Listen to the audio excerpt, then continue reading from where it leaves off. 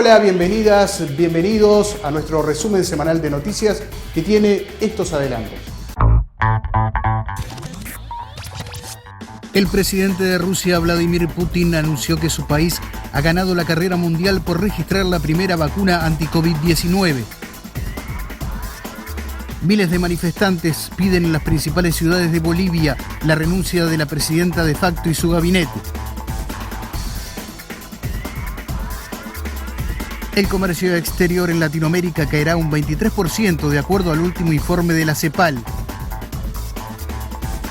La CSA emitió un comunicado donde ratifica la denuncia y preocupación por la gravísima situación que vive el pueblo mapuche en Chile.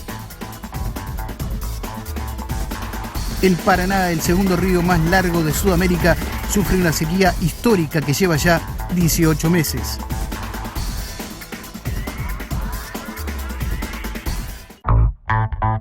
Continúa la crisis en Bolivia, la Confederación Obrera Boliviana continúa con la huelga por tiempo indeterminado. Vamos a una crónica de lo que ocurrió en los últimos días.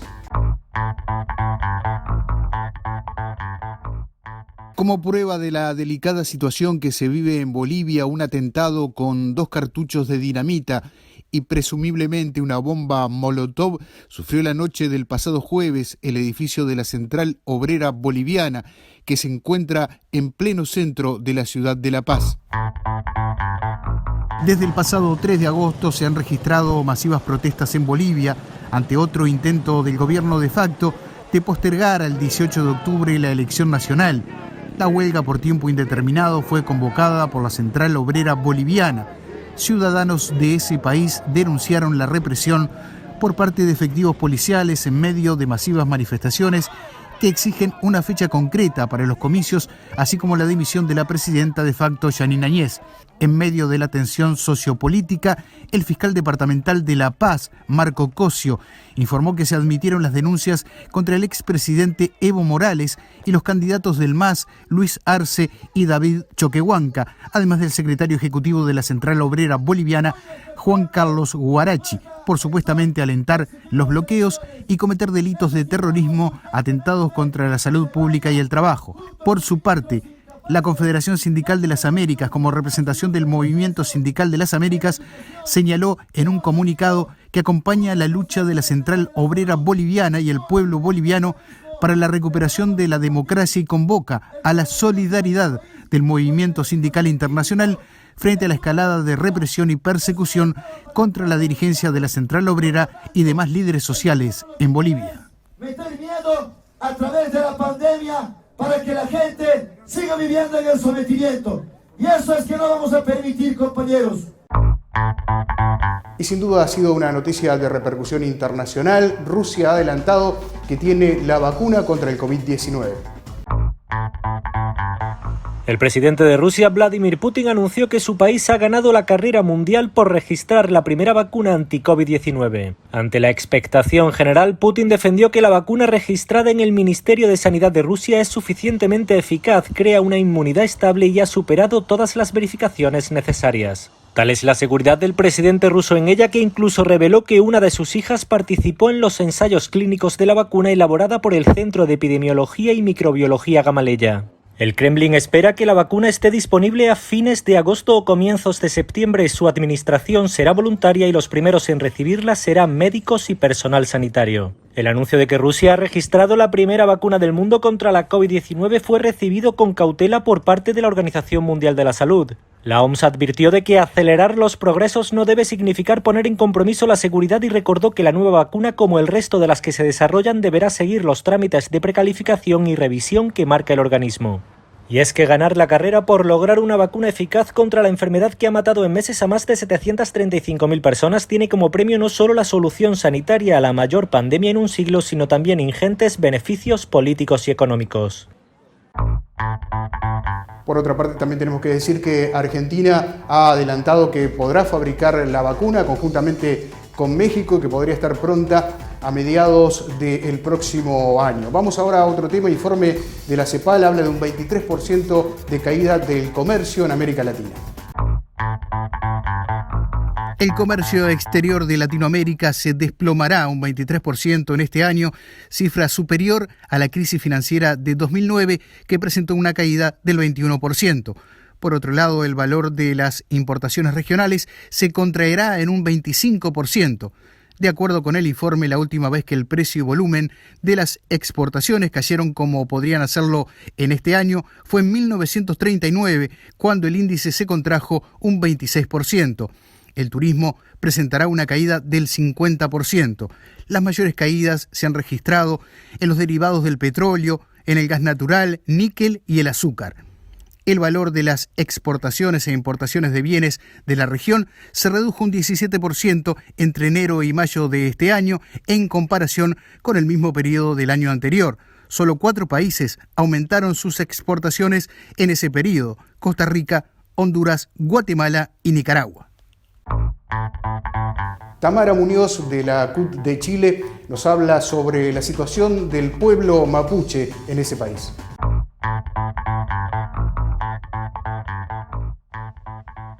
Desde la Central Unitaria de Trabajadores y Trabajadoras de Chile queremos denunciar y repudiar de manera categórica los ataques de violencia y agresiones ocurridas desde la noche del sábado 1 de agosto en el Gualmapu. Hoy podemos señalar la evidencia que en estos territorios operan grupos organizados de extrema derecha, incluso con brazos paramilitares destinados a generar violencia contra el pueblo mapuche. Llama poderosamente la atención que estas acciones organizadas de extrema derecha que ponen en riesgo la vida de niños, niñas y mujeres mapuches se hayan iniciado en distintos puntos solo a días de la visita del ministro del Interior, exfuncionario de la dictadura y vinculado a Colonia Dignidad, centro de detención, tortura y desaparición de miles de chilenos y chilenas. En la pasada cuenta presidencial, Piñera da cuenta de un refortalecimiento y endurecimiento de una política de montaje y represión, inspiradas en políticas como la del Comando Jungla, que dejaron como resultado el asesinato de Camilo Catrillanca.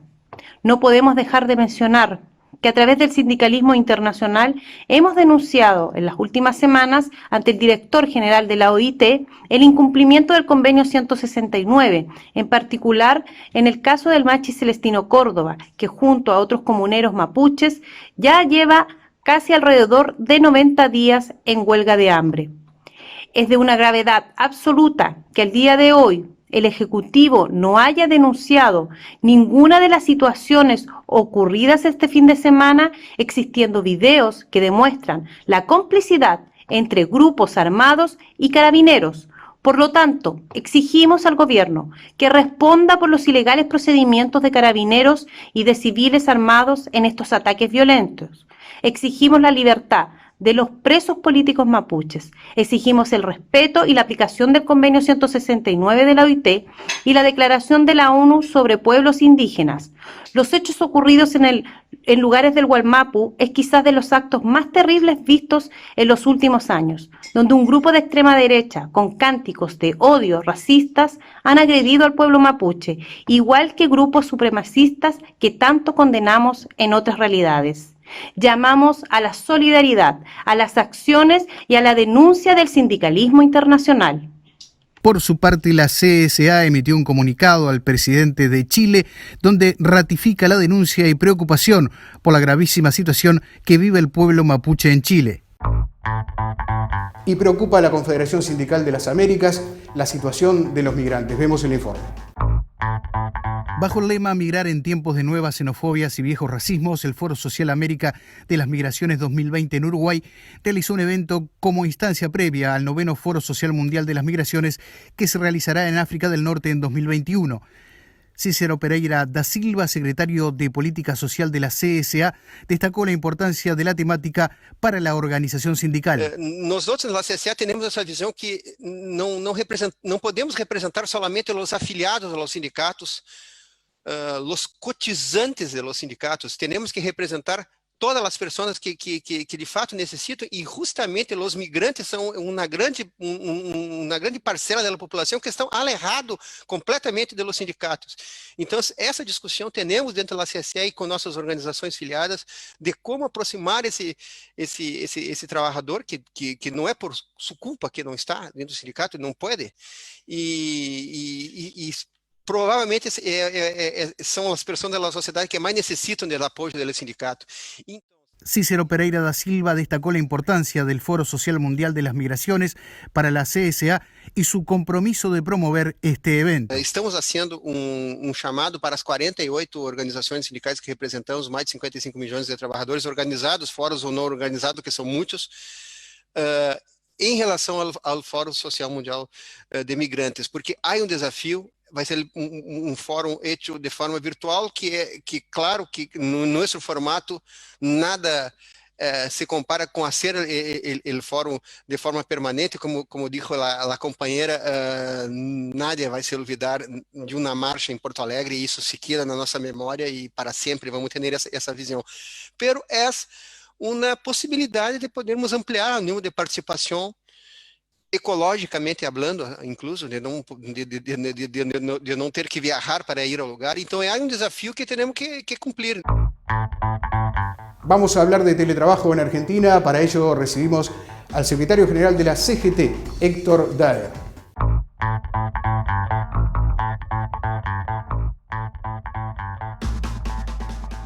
Compañeras y compañeros de la Confederación Sindical de las Américas. En la República Argentina, nuestro Congreso Nacional ha dictado una ley en favor de regular a todos los trabajadores y trabajadoras que prestan sus tareas como teletrabajadores. Ustedes saben que lo mismo que pasa en la Argentina pasó en el mundo, que hay, a partir de la pandemia hay una transferencia de trabajadores presenciales en sus lugares de trabajo a pasar a trabajar y realizar sus tareas en sus hogares. Esto también llevó a que muchas empresas soñaran con transformar trabajadores presenciales regulados por un contrato de trabajo dentro de la ley de contrato de trabajo y pasar a tener trabajadores no regulados fuera de el establecimiento físico. Esto, por supuesto, se corrige con esta ley, que tiene varios puntos que son fundamentales. Primero, la voluntariedad del trabajador de realizar el trabajo en su lugar, en su hogar, perdón, el derecho a la desconexión con un horario establecido y fijo, quiere decir que un compañero ingresa a trabajar a una determinada hora y se desconecta de su trabajo a otra determinada hora, la compensación de la totalidad de los gastos que insume al trabajador o trabajadora dentro de su hogar, ya sea los instrumentos como pueden ser la computadora, ordenador, etcétera, o los gastos de luz, de energía eléctrica o del servicio de internet. La garantía plena de los derechos sindicales, esta es otra de las características, lo cual queda vinculado totalmente el trabajador a su sindicato de actividad, su sindicato de origen, o sea que rompe esta cuestión de la realización del contrato individual o del contrato free, como en algunos casos lo llaman, el derecho a la intimidad, que tiene que ver con que el empleador no ingrese en la intimidad del hogar del trabajador o de la trabajadora, poniendo normas claras sobre el software que se utiliza y sobre las posibilidades de ingresar al ordenador del trabajador o trabajadora desde la empresa en forma remota. Y el otro punto importante es la delegación hacia el convenio colectivo de la actividad para generar los últimos aspectos, ¿no?, para adecuar esta modalidad de trabajo a la actividad principal. Y nos quedamos en ese país porque el gobierno de la República Argentina logró un importante acuerdo con sus acreedores.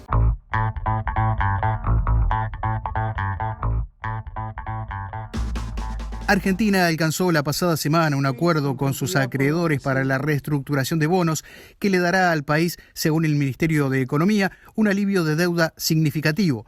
Para el secretario general de la CTA de los Trabajadores, Hugo Yasky, el acuerdo es muy relevante. Es un acuerdo muy importante porque le permite a la Argentina un plazo de casi 3 años, 4 años, hasta el inicio del pago de los intereses. Le permitió a la Argentina una quita en dólares de unos 35.000 millones, y aunque no es todo lo que el gobierno pretendía, porque hubo que ceder, de todas formas es un acuerdo que le va a posibilitar a la Argentina un periodo de despegue. Tengamos en cuenta que la crisis de la pandemia se vino a posar sobre la crisis profunda que habían dejado 4 años de neoliberalismo, con profunda recesión, destrucción de empleo, desaparición de pequeñas y medianas empresas y una economía desquiciada que había terminado girando en el círculo vicioso de la especulación financiera permanente y la fuga de capitales. Crece el número de desempleados en Ecuador. Esta y otras noticias en el siguiente compacto.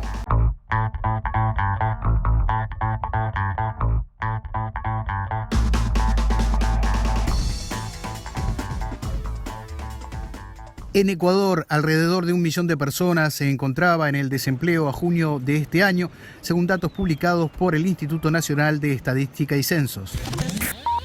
En Venezuela, el gobierno de Nicolás Maduro anunció la entrada en vigor de una nueva semana de flexibilización de la cuarentena que rige en el país desde el pasado 16 de marzo. El Grupo de Puebla se expidió sobre el arresto del expresidente de Colombia, Álvaro Uribe. Demuestra la fortaleza de la institucionalidad democrática, señaló en un comunicado. En Uruguay, la Central Única de Trabajadores y Trabajadoras PIT-CNT denunció una nueva situación de violencia a un trabajador rural de Tambos de 67 años por parte del encargado de la empresa. El gobierno hondureño anunció este martes que el país centroamericano volverá a permitir las operaciones aéreas nacionales e internacionales a partir de esta semana, tras casi 5 meses por la crisis del coronavirus.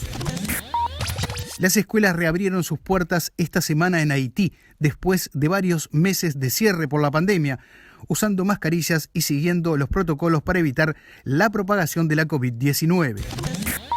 En República Dominicana, en el primer semestre de este año, la llegada de turistas al país por vía aérea se redujo en un 61% con relación al mismo periodo del año anterior. Vamos ahora a Brasil a hablar de la situación que deviene del coronavirus. Ese país ha llegado a los 100.000 muertos por esta enfermedad.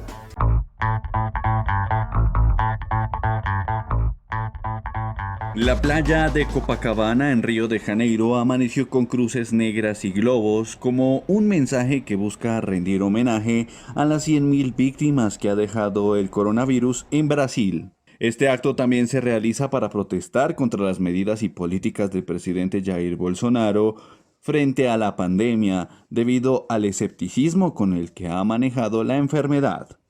Brasil es el segundo país del mundo más afectado. Reportó en el último día 1.079 muertes y 50.230 casos nuevos. De manera pacífica, la manifestación se sintetizó en un cartel de 4 metros de largo que fue plantado en las cruces con la frase 100.000, ¿por qué somos el segundo país en número de muertos? En medio de la desescalada gradual que se adelanta en Río de Janeiro por la pandemia, centenares de curiosos acompañaron la jornada que se ubicó frente al emblemático Hotel Copacabana Palace, una joya arquitectónica de la ciudad, fundado en 1923 e incluido en la lista del Patrimonio Histórico y Artístico de la nacionalidad brasileña. La pasada semana se celebró el Día Internacional de los Pueblos Indígenas. A modo de ejemplo, veamos lo que está ocurriendo en México.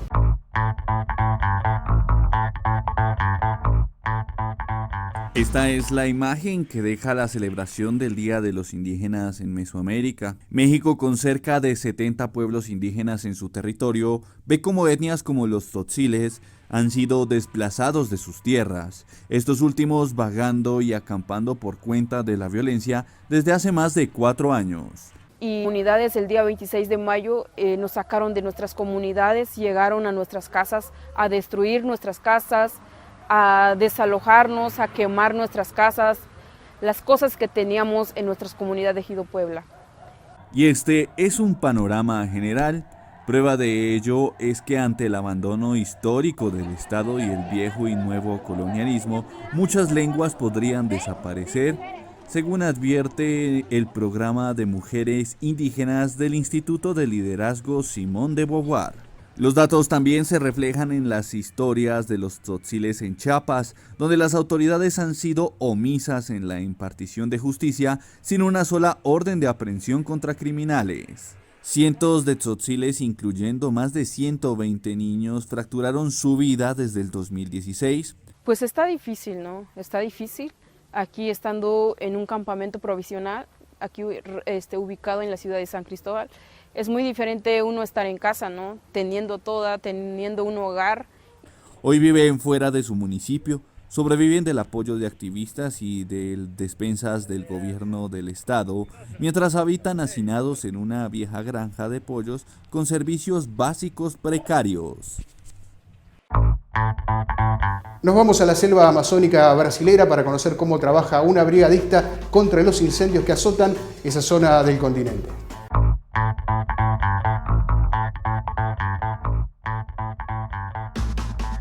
Francisca Eloy de Lima Chávez es la encargada de comandar la brigada contra incendios de Alter do Chão, un paraíso en la selva amazónica que se prepara para la posible llegada de nuevos incendios en la región. Soy socorrista, soy formada con la Cruz Roja, soy técnica de enfermería especializada en urgencia y emergencia, soy bombero civil y soy brigadista. La Amazonía brasileña empieza a revivir en esta época el drama del año pasado, después de contabilizar 6.803 focos de incendios en julio, los cuales fueron un 28% superiores a los del mismo mes del año anterior y dibujan un escenario sombrío para el resto de la temporada seca. Lima combatió los voraces incendios que el año pasado se expandieron por este oasis de aguas dulces y extensas playas en medio de la Amazonía brasileña, y desde este año lidera un grupo de voluntarios que lucha por salvaguardar del fuego a esta región que se levanta a orillas del río Tapajós en el estado de Pará. Cuando llegué estaba recién creado el grupo y por mi currículo en incendios me invitaron a participar en la brigada. Después de eso formamos 21 brigadistas. No habían pasado ni 15 días de esa formación cuando sucedió aquel incendio dentro de la sabana. Fueron 3 días seguidos de combate a las llamas en septiembre de 2019, una batalla que acabó con al menos 1.175 hectáreas de selva en plena área ambiental de Alter do Chão, el 7,34% de la reserva y el equivalente a unos 1.080 campos de fútbol. Solo en agosto se contabilizaron más de 30.000 focos. Aquí no teníamos nada, vestíamos unos jeans, teníamos cuidado de no ponernos una camisa que fuera inflamable y conseguíamos mantas de algodón. Como no teníamos pasamontañas antifuegos, entonces nos poníamos una camisa en la cara, unas botas de obrero y nos sentíamos geniales.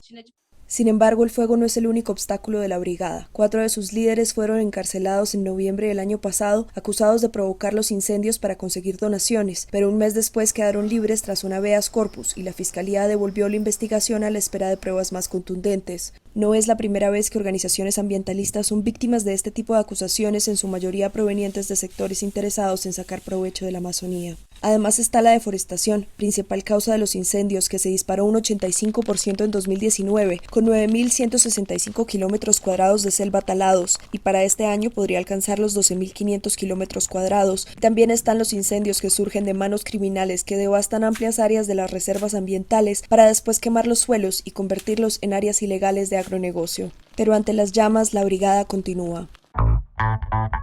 El segundo río más largo de América Latina, el Paraná, sufre una intensa sequía que lleva ya más de 18 meses.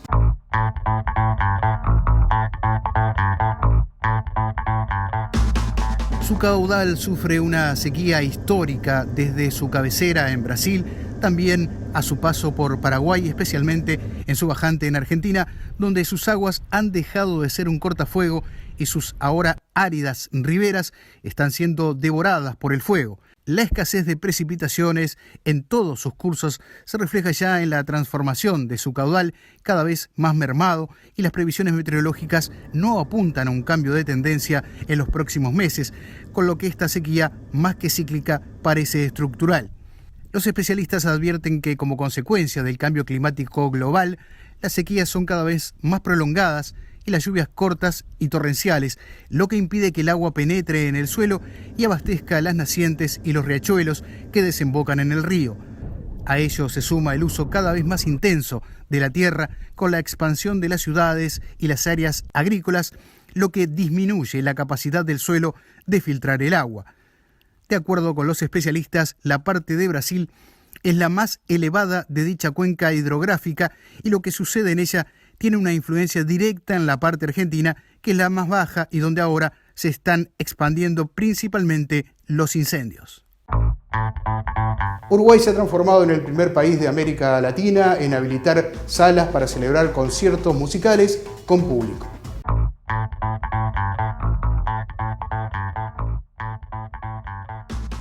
Con mascarillas para circular por las salas, público sentado, alcohol en gel en las mesas y prohibición de consumir en la barra, las salas de conciertos uruguayas han sido las primeras de Latinoamérica en reabrir tras la detención por el COVID-19, gracias a una alianza entre productores, managers y artistas.